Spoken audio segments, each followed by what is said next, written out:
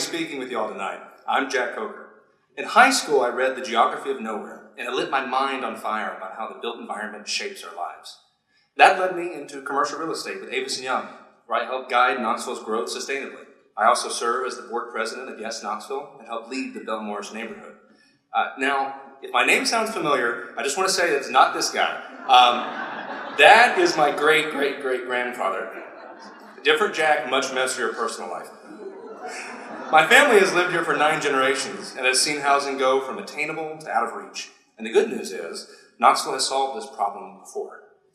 Zoning is the set of rules that decides what kinds of buildings we allow, where we allow them, and how they relate to the street and others. At its best, zoning helps neighborhoods grow in human-scale, walkable ways. And at its worst, it freezes cities in time and quietly makes housing scarce and expensive. That is what we are currently experiencing. One of the most crucial terms in development is by right, meaning you're allowed to build something without asking permission from a room full of people. If a project meets the rules of its zone, it can move forward quickly and cheaply. In Knoxville, only one housing type is commonly allowed by right, the single-family house. Everything else, duplexes, townhomes, multiplexes, require extra approvals. Now, this is Knoxville in 1871. Really take this in. Notice the grid we are familiar with is present, but it is largely empty. Notice that there are single-family homes right on Gay Street and farms in the grid. Cumberland Avenue is right there, without even a whisper of the Cumberland Avenue would become today. Now, if we fast forward 50 years, after adding 76,000 people, the same growth we expect by 2040, Knoxville looked like this. There were streetcars running on our major corridors, 2 train stations, a dense commercial center that gently tapered to townhomes, multiplexes, and single-family homes. This all happened before zoning. Today, this growth is illegal. This must change. Density is not about crowding. It's about efficient use of our land and infrastructure. When people live closer together, we use utilities better, transit works, and the city gains a stronger tax base to fund schools, streets, services. Smart density makes cities financially resilient and socially vibrant. Places like the suburbs spread out far and wide and eat up East Tennessee's natural beauty and spit out communities that don't look, feel, or act like real places. All the while, they cost our local governments millions of dollars to maintain its roads and other infrastructure. Those expenses are not recouped by its property taxes, unlike in denser neighborhoods. So, why aren't small local projects popping up to meet the current housing needs? It's because rezoning is expensive if you don't have the use by right. A project has to go through city engineering reviews, planning commission, then 2 votes by city council. When the process is this hard, only large developments with national capital can pencil.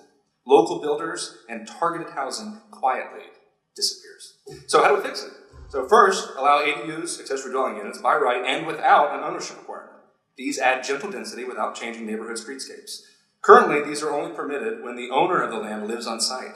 Imagine how much more housing units we could quickly have come online with changing this one little zoning rule. And then next, reduce minimum lot widths. Currently, lots are bound to 50-foot minimums. This completely ignores the tradition of building shotgun homes as starter homes. Chattanooga did this by creating traditional residential zoning, where 25-foot lots and smaller setbacks are allowed to match the neighborhood. When the code reflects how cities were built, affordability follows naturally. We also need to reduce regulations on townhome developments. These are one of the best middle housing solutions we have. They allow for more housing supply on traditional streets, and were built during Knoxville's first boom. These here are on Kendrick Place, right off of Henley Street. But in Knoxville, townhomes are heavily regulated, while single-family homes face almost no design standards. Now, I want to show you something interesting here. This is a development my friend Parker Bartholomew did just outside of the Belmore's neighborhood in Edgewood Park. This project, which beautifully activates both streets, is now illegal after our middle housing codes were recently amended. After over a year of planning and review, these have finally made it to market, but can't be replicated. Where there was 1 abandoned house, there are now 7 homes. Why would we make providing housing more difficult? Now, stay with me here. Stormwater regulations can have a huge impact. In Nashville, Chattanooga, and Asheville, stormwater engineering isn't required for small infill lots. In Knoxville, it is. Even where pipes, curbs, and gutters already exist. Chattanooga has no impervious limits on residential zones. Over-engineering kills affordability. What I propose is that we establish a pro-growth zone near downtown using I-640 as a loose barrier. Here, there will be by right development of all housing types, faster permitting, and room for creativity. The infrastructure already exists. This is where growth belongs, and as an added bonus, it protects our rural areas. Now, One day I had an idea. Belle Morris needed to organize. My wife and I started getting to know our neighbors, and together we built a group now representing 800 households. We brought people together through litter cleanups, food drives at the elementary school, and even led a successful effort to add the linear park and greenway to the Parks and Rec master plan for our neighborhood. And then I had another idea. It's been 55 years since Knoxville lost passenger rail service.